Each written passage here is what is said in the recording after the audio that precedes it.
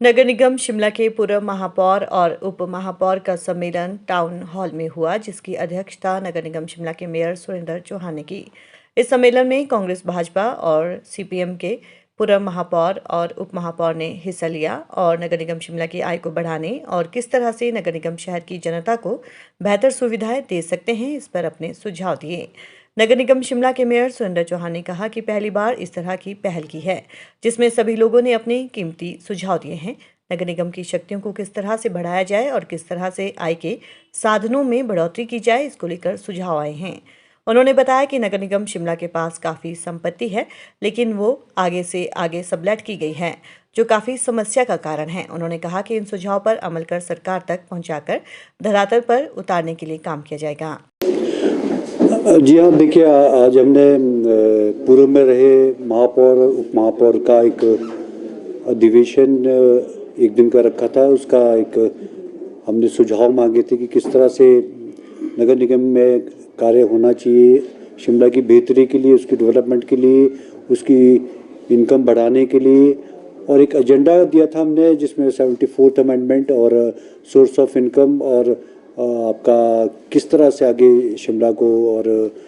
आगे कार्य होना चाहिए, सब पे हमारी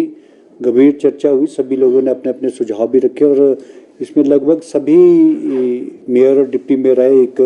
हमारे दुर्गा सिंह वर्मा जी थे, वो बाहर के देश में ऑस्ट्रेलिया गए हुए हैं, लेकिन बावजूद उसकी इस मीटिंग की गंभीरता का इस चीज़ से पता लगता है कि वो उन्होंने मुझे सवेरे कॉल भी आया उनका, और उन्होंने साथ में ही व्हाट्सएप के थ्रू मुझे रिटर्न में अपनी सुझाव भी दिए। जो उन्होंने मुझे कहा कि मैं आज नहीं आ पाऊँगा, मैं बाहर हूँ। और माननीय हमारे शिमला के विधायक है हरी जनार्था जी, वो अपने देव कार्य था उनके घर पे, वो 8 तारीख को तक वो नहीं आ पा रहे थे। बाकी सभी लोगों ने, हमारे एक्स मेयर और डिप्टी मेयर, सभी ने इसमें चर्चा में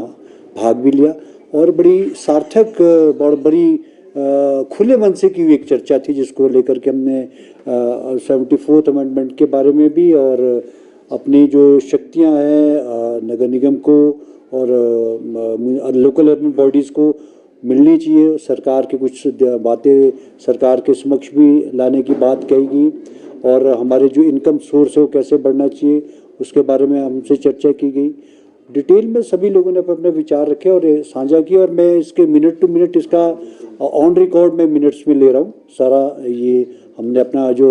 मीटिंग असिस्टेंट होता है हमारा नगर निगम हाउस का, हमने उसको बिठाता। हमारे जो बैठक का संचालन है वो एज ए जॉइंट कमिश्नर खुद कर रहे थे, मैंने उसको बुलाया था उनको, और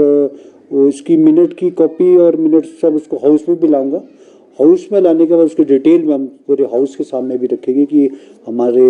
माननीय और सम्माननीय जो पुराने मेयर और डिप्टी मेयर रहे,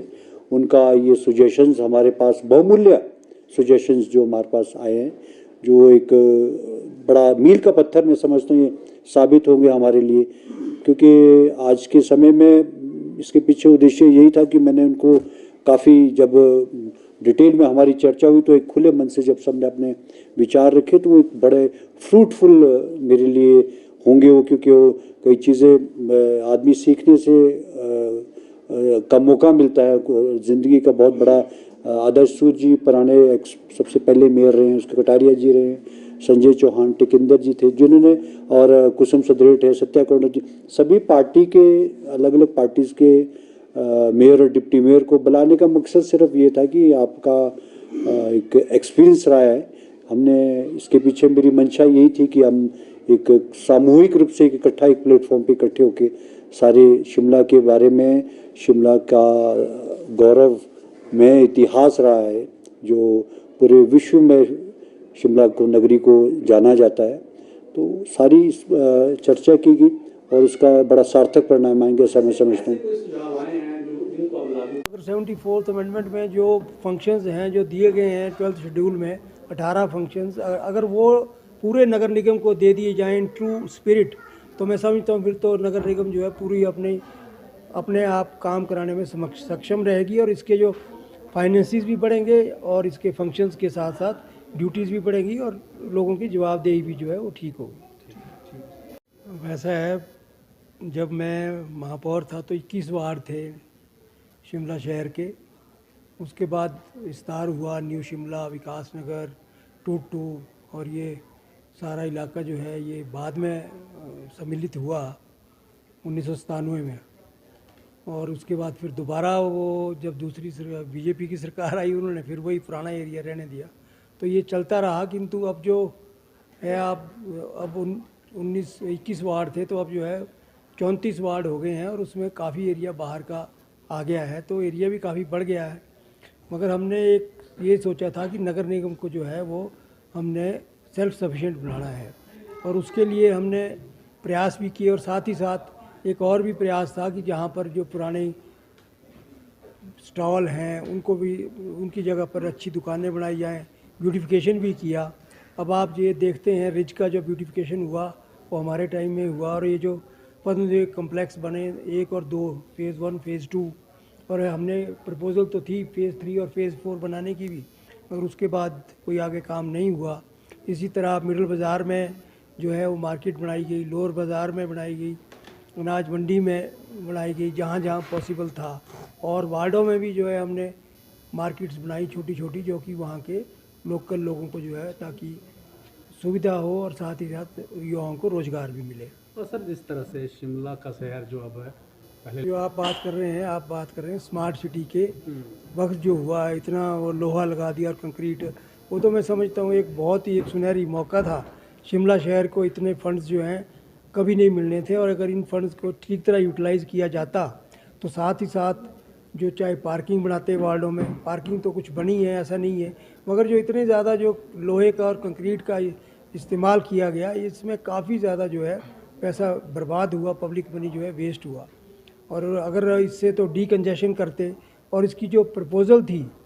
जो स्मार्ट सिटी में, जो आप अगर उसको देखें स्मार्ट सिटी प्रोजेक्ट को, उसमें 1200 कुछ करोड़ तो जो है वो